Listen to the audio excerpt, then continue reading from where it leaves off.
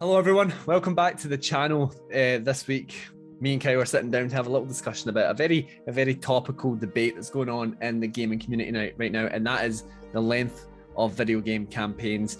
Dying Light, which is the upcoming first-person zombie parkour game, just put out a tweet the other day saying to fully complete Dying Light 2, you'll need at least 500 hours, almost as long as it would take to walk from Warsaw to Madrid. That has elicit quite a divided reaction amongst the gamers. Yep. What kind of side of the fence did you land on with this? It's a weird one to. I mean, I guess it's become a bit of a trend that they don't usually announce a game length like this. I feel like a lot of the time they'll maybe reply to somebody and it'll become a thing like something like, "How long's your game?" And then the official can be like, "Our game takes this long if you want to go for completion." I can't remember the last time that a studio have been like, "Our game is this long. How cool is that?" And the reaction has been probably the exact opposite. I think mostly what I've seen has been pretty negative. I've seen a few people that are like, "Good value for money," and it's like, I guess. Yeah. It must have had so much of a negative reaction for them because they actually put out a tweet like later that day. Yeah. Being like, update, 500 hours is related to maxing out the game, finishing all the quest endings and exploring every part of the world, but a regular player should finish the story and side quests and do quite a lot of exploring in less than 100 hours, so don't worry. That's still a pretty big number. Say, oh yeah, you can just casually play for the game, it'll still take you less than 100. I'm pretty sure I'd seen it was like 70 to 80 was like the number. Yeah.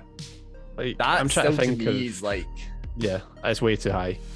Especially, I mean, I know we said this in one of our last videos, I'm not the biggest fan of Dying Light. But even if I was, if your game would have to have some really solid, like that has to have, I mean, the fact that 500 hours alone has to have a solid hook. 100 hours, this 100 hours of like story content, like that's Persona 5 levels of insanity.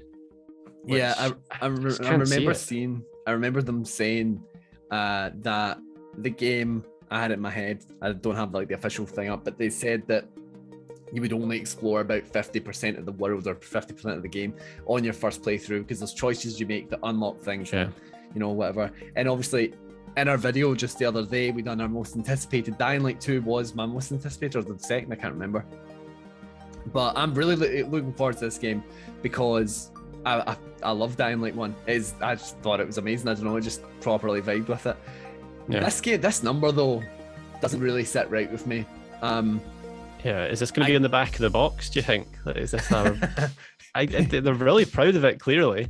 The thing that I found really weird about it is that this company has had such a shit show of a time trying to bring this game out in the development. There's obviously been some coverage on like mismanagement, crunch time and all this kind of stuff.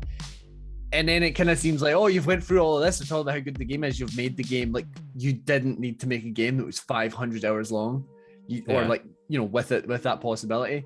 And then when I get the whole thing where you see people that say, oh, that I'm really happy with that because it's a good value for money.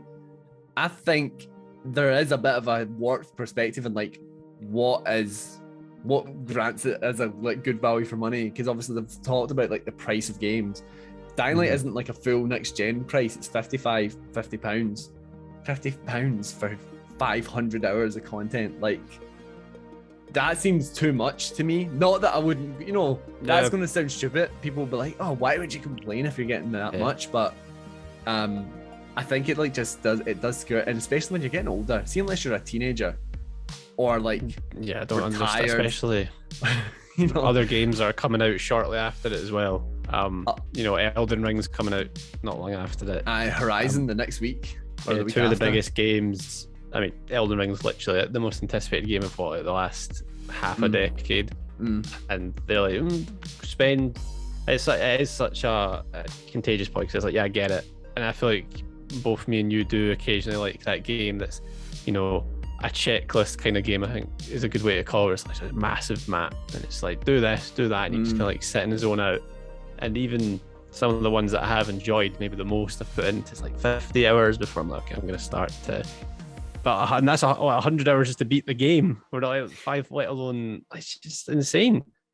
It's part of the reason why I struggled. It took me so long to complete Red Dead Redemption 2, because I think that was like think I ended up with like 99 hours by the time I finished the campaign. It took me best part of a year to actually get it done.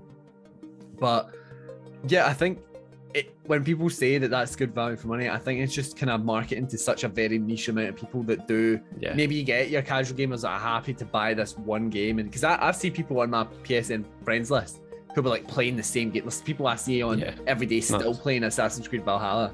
You know, people that are just constantly digging into these worlds, and I think that's fair enough. But see, for the kind of the average gamer, I don't see myself holding the attention span for that long.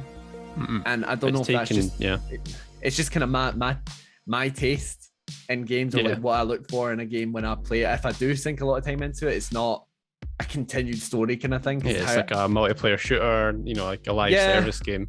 I would struggle to keep track of like the story and everything. I feel like after a while with something like that was part of the problem. When I came back to Red Dead, one of the times there was a big death and I was like, who's this guy? It actually ruined the bit that people go on about all the time. There's the campfire scene where they're all sitting around and everyone's like, oh, this is family. Yeah. So Red Dead though, it was like, you know, Red Dead was like, I think it took me 6 hours to beat. And I feel like probably more than 3/4 of that was like genuine like story content, end to end cutscenes, cinematic missions.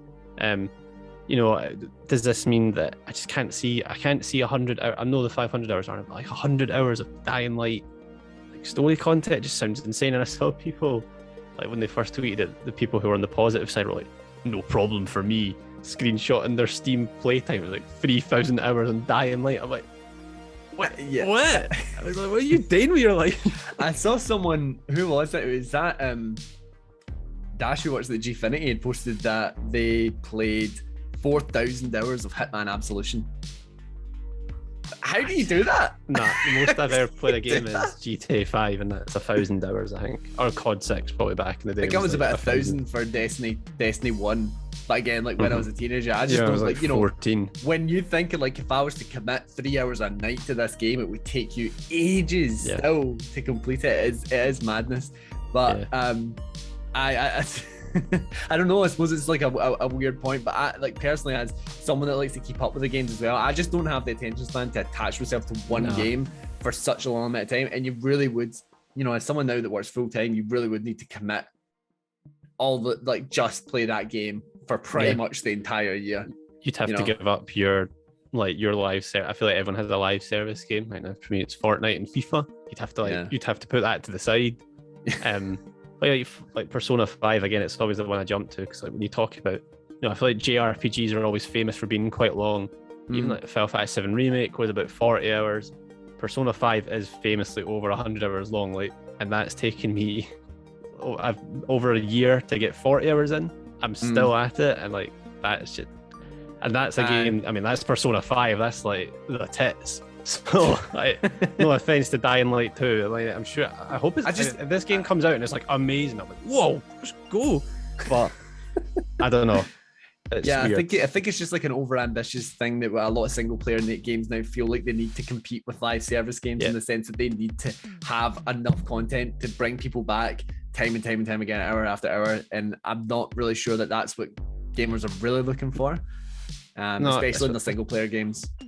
Yeah, I think just like my last point as well. I mean, it's what put me off games like Days Gone, which sold 8 million copies, and Ghost of Tsushima and stuff like that, was just, although I'm sure if I just sat and played, it was just kind of I am somebody that gets stuck into this completionist thing. I'm like, oh, checkpoints, checklists, I'll do that. And then I realize it's been like 30 hours and I'm like a quarter way through the story and I'm like, I just can't be arsed doing this. Yeah. And then a lot of the other Sony games like The Last of Us Part 2, like Spider-Man, although Spider-Man does have a completion aspect, I feel like they're just games I can sit, play through for like 10 hours. I'm like, right, that game's done. On to the next one. I'll maybe come back to it in my downtime. Yeah, well, let us know down in the comments what are your opinions of these kind of games? Do you like a game that's just super long and you can sink all your time into, or would you rather something that's kind of brief? Does this put you off getting Dying Light 2? Let us know down below. Remember to like the video and subscribe, and we'll see you next time. Bye.